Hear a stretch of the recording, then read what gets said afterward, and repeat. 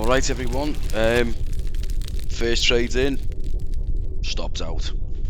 It is what it is, part of the plan. I'm okay with that. You know, we tried to execute a trade didn't come off. We weren't far off, but it is what it is. You know, we had an entry, I think it was 19,886. We had a stop out at 2,000 or 20,000 rather, and obviously we got stopped out. But that's okay. You know, in hindsight, I was looking at the MFI, and I did see that it had room to grow. But I thought to myself, you know, as an honest trade, you know, if I'm trying to demonstrate this and I change it without being videoed or without it being live, yeah, it may not have been fair to do so. So I thought I made the conviction, I put in what I thought was right, and in this case it wasn't. We're down $50, around $50. However, I've done some analysis. I've looked at, I'm just going to go for the 4 hour really quick. You can see, hang on a second. So on the 4 hour, you can see, I'm sorry about the delay. This is just, you know, working on an antiquated PC, trying to do YouTube, running BookMap, running TradingView, and also trying to record at the same time is just absolutely pants. Just give me a second to get this going. Come on.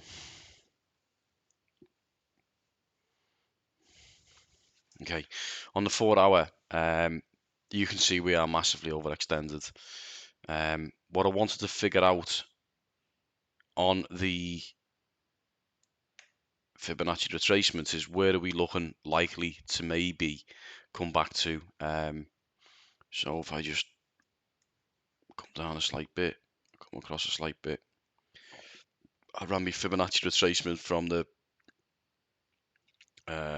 the swing high to the swing low. Potentially, you know, we could come as high as here. It's possible. I mean, it would be a massive move considering we're massively overextended on the 4 hour. I think the more likely is probably going to be here, which is the 0.5, which is where I've actually got my order placed. Well, actually, that's not that. Let me tell a lie. It was originally, I was thinking originally to come in here without looking at where the liquidity zones were. However, I changed my mind when I looked where BookMap was headed. Let me show you why. With BookMap, if I just switch over to BookMap, right now we're kind of just about, where's the VWAP? It's not on the screen at the moment. Oh yeah, it is there, sorry. So we're slightly below the VWAP, so zone of value would say we want to buy. When we look at where we are with value, we can see a massive amount of liquidity around 20,200. We also see massive liquidity around 20,300. So what I've done, I've changed my mind in terms of where we are looking at getting filled. So let me just take this off so we can follow. Right, so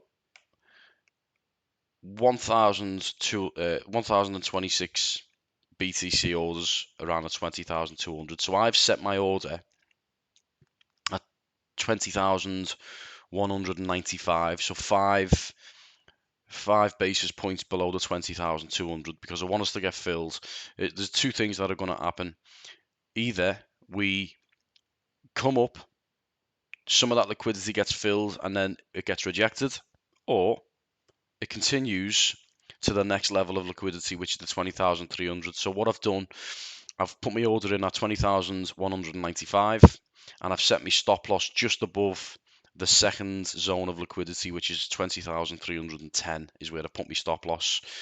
What the chart told me, and this is why it's important to not just use TA specifically from TradingView. You know, any amount of indicators are going to give you something, but you really need to see where the zones are. So, you know, right now I'm thinking, okay, well, you know, previously we may want to come and test this 0.5, and that still might happen, by the way. but I'm looking at where the liquidity is. I'm looking to use where we are in terms of the MFI, at least on the 4 hour, massively over exhausted. Coming down to the 1 hour, when my computer decides to play the game, you'll see we've got a little bit to run, which is why a sensible area is around this 20,200, maybe as high as 20,300, maybe even a little bit higher. What I might do, although it's more risk, is to set my stop loss a little bit higher, maybe to this line, to the 400, so 20,410. But that would mean a 30% loss if we come past there. But it hasn't got an awful lot longer to go, and I still don't want to get stopped out, so I'm actually going to do that. I'm going to set me stop. Let's see. So 20,200, we can see huge amount of liquidity. 20,300, we can see huge amount of liquidity. Even above here, 20,350, huge amount of liquidity. This is a big area of liquidity. I can't see all of these getting broke. Genuinely, that's just my thought. So what we're going to do, we're going to set our... Oh, clearly you can't see this. This is my skills as a budding new YouTuber. Shocking. But it is what it is. So huge amount of liquidity at the 20,200, huge amount of liquidity at the 20,300, huge amount of liquidity at the 20,350, and then also huge amount of liquidity at the 20,400 for the buy orders to get soaked up here, or the sell orders. It would have to do a lot. So I want to get filled here, but I'm going to set my stop loss above this area here, because there's a lot of liquidity between 2,300 and 2,350. Let me just see what that looks like to see where that area is. Yeah, 20,350. Sorry, let me just scoot this up here. Let's go maybe as high as here. 20,350. I'm going to set my stop loss at 20,410. That gives us plenty of area to move. Big risk on the stop loss, I'm not going to lie. But you know, I've given some thought and some idea about what I think might happen. If we get stopped out, and we lose, well, my trading plan was shit, and it wasn't great. I can take that. This is all about using what you think is right and wrong, and executing a plan. So let's see. I'm going to end it here. 20,195 is my point of order for a short. 20,410 is where I'm putting my stop loss.